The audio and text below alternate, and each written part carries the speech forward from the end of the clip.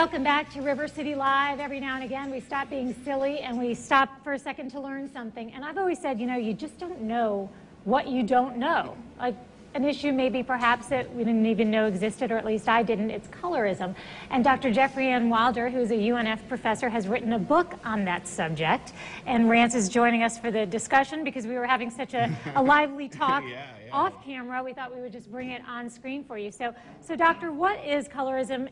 And is it racism or is it something completely different? Kind of both. So colorism is internalized racism where people of color, so not just African American people, but all people of color, preference lighter skin over darker skin. So similar to racism where you have people being mistreated or treated differently because of their race, colorism is about the mistreatment or differential treatment of people based upon how light or how dark your skin is. And so in my book I talk about how black women are particularly impacted by this issue.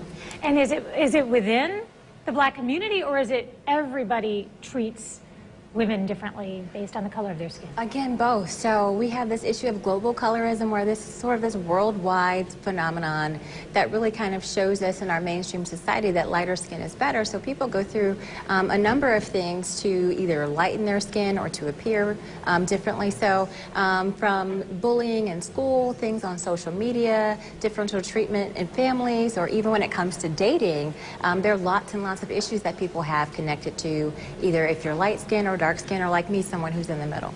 Now, your book title is Color Stories, Black Women and Colorism in the 21st Century. Yes. So you focus primarily on women. Why? So this is the product of my dissertation research that I started at the University of Florida. And I wanted to focus on women because historically when people have talked about colorism, it's been really more a broad, brush looking at the African American community. But women, as we know, are more subject to standards of beauty, right?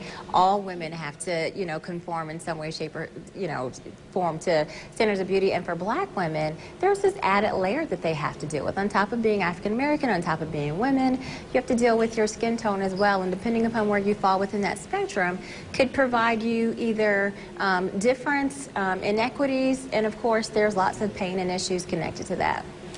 Go ahead. No, my question though is, and you're saying lighter skin is more coveted based on your research? Absolutely. Based upon my research and based upon what we've known for the past few centuries, absolutely. But is there any kind of animosity then towards, I mean, do you see what I'm saying, like the reverse of it? Like having animosity for somebody who's lighter skin because they have it? Absolutely. So what we see, what typically happens within communities of color, particularly for women, there is bullying, there is differential treatment, there is, problems on both ends. So it's not just people, being discriminatory towards light-skinned people.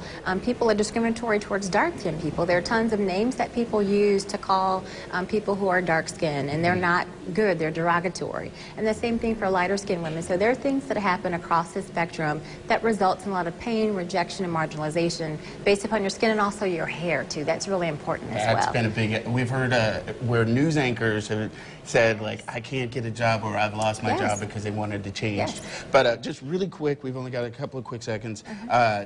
You started, since 2000, there's been a pivotal color moments. Can you break that down for us? Sure. So in the book I talk about a number of things that have happened over the 21st century, the first 15 years of our century, that have really shaped the color discourse from, the election of President Obama to Lil Wayne and rap music. So there's tons of things that have really pushed this out more in the mainstream media. Well, we were saying off camera as well, I said, this really could be a movie, and not even just a documentary, just a whole, I absolutely didn't realize there was so much to this, so many layers to that. So thank you so much, and people can buy this book where? We can get the book on Amazon or in Barnes & Noble. Anywhere books are sold? Anywhere books are sold, absolutely. And the book is called Color Stories, Black Women and Colorism in the 21st Century. Yes. Thanks for hanging out Thanks with us. so much for having me. Glad you shared that with us. Thank you. We will be back.